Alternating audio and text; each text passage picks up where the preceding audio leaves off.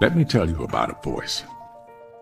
Not this voice, but the one inside.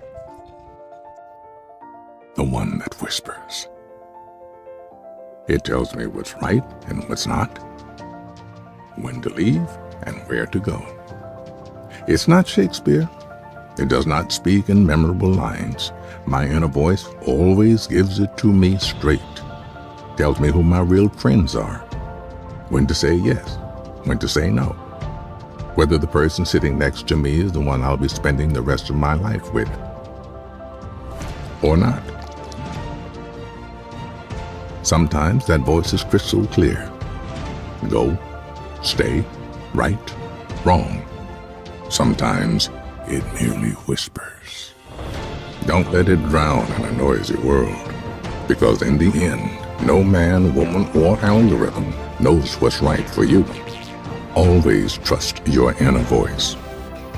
Everybody has one. Few listen to it.